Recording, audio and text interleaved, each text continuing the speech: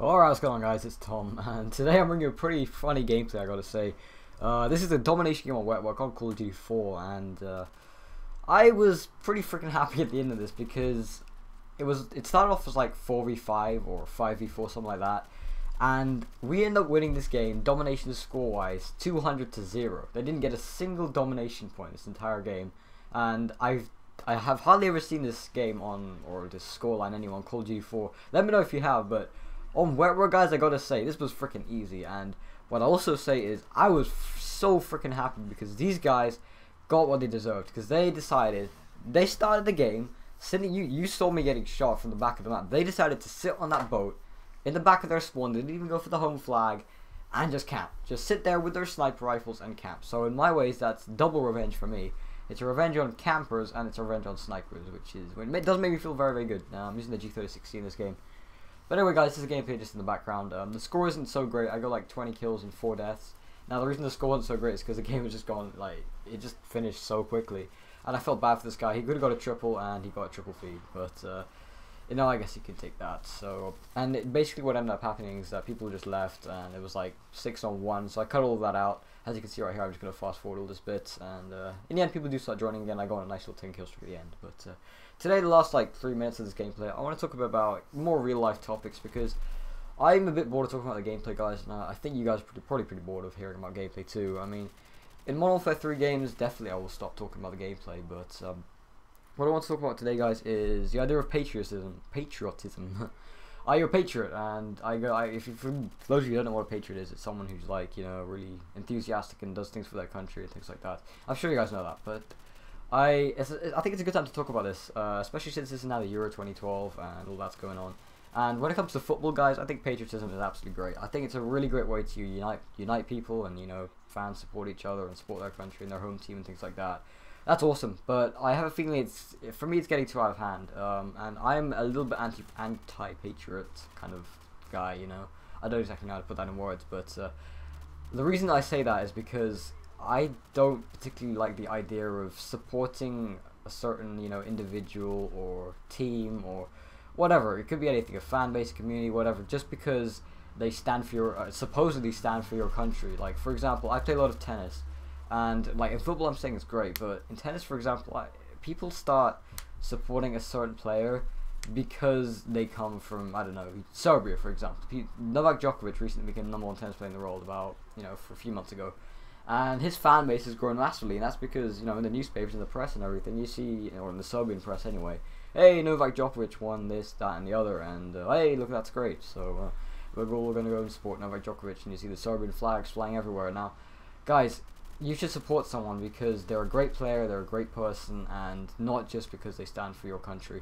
And that's a little bit of a misconception, I suppose. It's not necessarily a misconception in many cases, but in some cases it can be a misconception. And it kind of causes you to, like, not really focus on how is it affecting you, rather is it affecting your country. And the other thing, if you come from the United States of America, guys, patriotism is huge. It's absolutely massive in that country. First off, I want to say I have relatives that live in the United States. I've been there. I love the country. I think it's a great freaking country. And some areas, like especially the warmer parts, I'll definitely say that I do enjoy a lot. But the thing is, guys, that if you want to be, you know, like pro-patriot, and that's the end of the gameplay. I might put another gameplay over this. I'm not sure.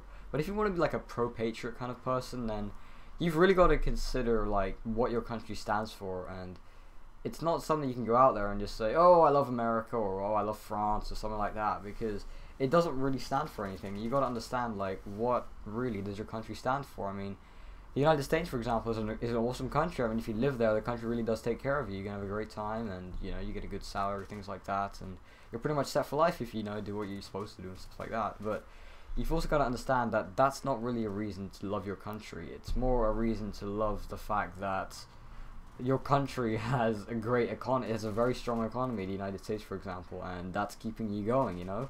But if you consider your country and what your country as a whole is doing, can you really support that? So in the case of the United States, I mean, US, like, you know, they're engaged in like a lot of wars which I think were completely unnecessary, and well, I mean, a lot of people will agree with me that was unnecessary, and there are a lot of people go on about like hoaxes and things like that, which sometimes I believe that does take it a bit too far. But in terms of wars like Iraq, Afghanistan, and it's spreading into the Middle East, and you guys know that oil is a big key thing in the world right now, and without oil, everything stops. You can't fly to your next door, I don't know, your friends, your family. You can't do that.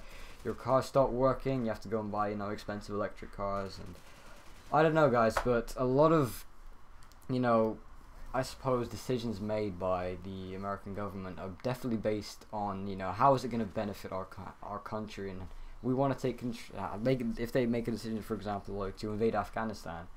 I mean, if they invade Afghanistan, they're going to annihilate them. I mean, come on, there's just no way that a country like Afghanistan, or in the case of General Gaddafi, there's no way that General Gaddafi could have ever stopped America. And poor guy's dead, or not the poor guy, he's probably a dick, but he's dead, and that was to be expected. So I mean, but if you consider the fact that so many people are invading that one country, and it's gonna be so easy to just grab the oil, go home, and oil prices fall in your country, and yeah, everyone's happy and everyone's supporting you. So if you're the president at that time, and you say like, oh, we've got all this oil and oil prices are gonna fall, and yeah, you get great support, but people don't even really quite know like the real reasons behind the wars and things like that. And I think that's something that a lot of you guys, I don't want to like lecture you guys or teach you guys about it, because I myself don't know exactly what's going on, because I don't like reading newspapers, because I'm kind of a lazy shit, but I do have a decent general knowledge of what's going on, so I thought I'd just share it with you guys. And if you guys do agree with me, then just let me know in the comments, because I'm interested to hear your opinions and things like that. I'm always open to that.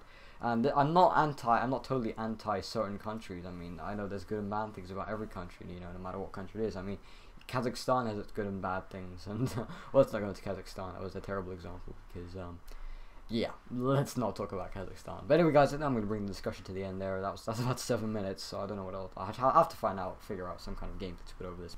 Alright, I'm going to cut myself short there, guys, so bring the discussion to an end there. And I want to quickly talk about the gameplay before I go, because that was a very serious discussion anyway, and I think it's definitely time to talk about some gameplay. This second game is a very nice game. It's a 25 kill to death free-for-all on Countdown. As you can see, these guys are all sitting on top of missile silos, roofs, just generally sitting on top of stuff and trying to camp snipe and sit in ball scratch mode, like this guy right here. So I was very happy that I was getting revenge on these guys for camping and sniping and things like that in both of the gameplays actually, but this one was definitely one that stood out. It's a 25-2, which is my best free fall so far. So I do hope you guys enjoyed that video. Well, both of them actually. Just I don't really have anything else to talk about. I just want to quickly touch on the gameplay, but I'm such a freaking serious mode. I don't know. Whatever. But yeah, I'm gonna go, guys. So I do hope you enjoy the gameplays. Do leave a like rating if you did enjoy them. And I want to hear a lot of feedback, guys, so if you do have any feedback from me, then just let me know, because I do like talking about different stuff other than the gameplay. I think it's definitely time to start doing that. So I'm off, and I hope you guys have a great week. See you later.